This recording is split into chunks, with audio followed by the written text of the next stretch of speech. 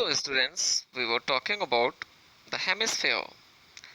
A half means hemi and sphere means circle.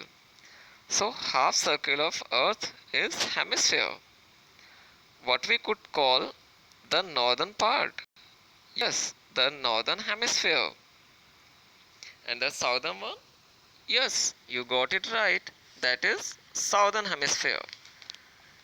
So, in maths, you read about angles and degrees. So, equator is like 0 degree. You can see the line is here. So, that other angles having reference of it only. Like you can see the 23 and half degree north. So, these lines are parallel to each other. So, what we call to the latitude is parallels of latitude. But at pole it become point. Like you can see the north pole 90 degree 9. Now you can tell me the largest latitude. As I told you, it is equator. These line in north part called could shown through N, the capital N. And can you tell me about south? Yes, it is capital yes. Give some examples with that. So, some important latitude like equator, which is 0 degree, as earth is bent on axis of 23 and a half degree. So next important latitude is 23 and half degree in north, it called tropic of cancer, and in southern part it is means tropic of cancer. So in northern part 66 and half degree called the Arctic Circle, which is near to Arctic Ocean, and in southern part it is called Antarctic Circle. Can you guess why? Yes, it is near to Antarctic. These lines have some land, and these lines have temperature and wind pressure in same way. So it has same climate. That's why it has the broad thermal climate zones. So thermal zones are hot, having heat. So three zones are there on the earth. The torrid one, which is between 23 and half to 23 and south degree. So it means from tropic of cancer to tropic of capricorn, the sun rays are directly fall in this zone. In this picture you can see that area. So it has the maximum heat. Students, that's why it called the tropics.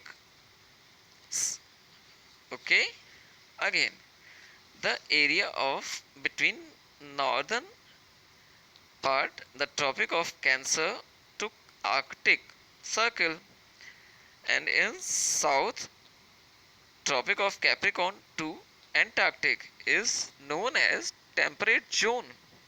Sun rays having indirect connection to this part, not the direct one. So it is neither very hot like torrid nor chilly like poles. That's why it is called moderate. The last one you can understand easily. You know, in your house or nearby shops, you found a place where is ice kind of coldest thing you get. Can you tell me the name of place where you open the door and chilly wind is there? Touch your face. Yes, it is the fridge. how you can get it at Earth. The northmost part is Arctic zone and North Pole. In south, yes, the Antarctic zone and South Pole. Between that, there is a zone called frigid zone. Why it is chilled? Because sun rays are not directly reaching there. In a slanting way, it reach. It has extreme slanting, means sloping in one direction, so that no heat generated and extreme cold condition form. That's why that zone belongs to coldest area on earth. You can see on the globe that due to its position on 23.5 axis, when sun moves to tropic of Cancer, 6 months of daylight reach to North Pole, and sun moves to tropic of Capricorn, 6 months of daylight on South Pole. Isn't it amazing? Think how they can sleep in daylight. And can you tell me? No, no one could survive in that coldest region. So, and if someone reach at that place, they used to live in camp which have heater inside. So why go out? Now is turn of longitude. As its name suggests, longi. So it runs in vertical manner from North Pole to Southern. It has also second name, meridians. There are 360 lines which have one more name. It is meridians of longitude. Distance from one longitude to other we calculate in degrees. Yes, exactly like maths. But difference is there. Degree again divided into minutes and minutes into seconds like in your watch. So in this picture you can see like equator on longitude on latitude. Here central longitude named prime meridian. Here again it divides earth into eastern and western hemisphere. Every longitude have same length. It was difficult to decide from where to start. But as England have a lab of weather in Greenwich, so prime meridian starts there and called it GMT, Greenwich Meridian Time. It's decided that it would be 0 degree, 180 degree in the east and 180 degree in west. You know, if you travel from 0 degree to 1 degree, you have to travel 111 kilometer and 0.32 kilometers also. It means 320 meters in central area. And at pole you don't have to move because 0 kilometer distance is there. So now you can look at anyone with the help of both measuring lines.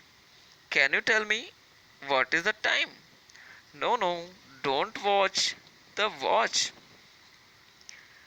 So just go outside and look at the sun. Only when sun is just placed at your head you can not see the shadow of yours. Then only it means 12 or noon. Earth like a circle having 360 degrees are there. It rotates in how many hours? Can you tell me? Yes, as watch.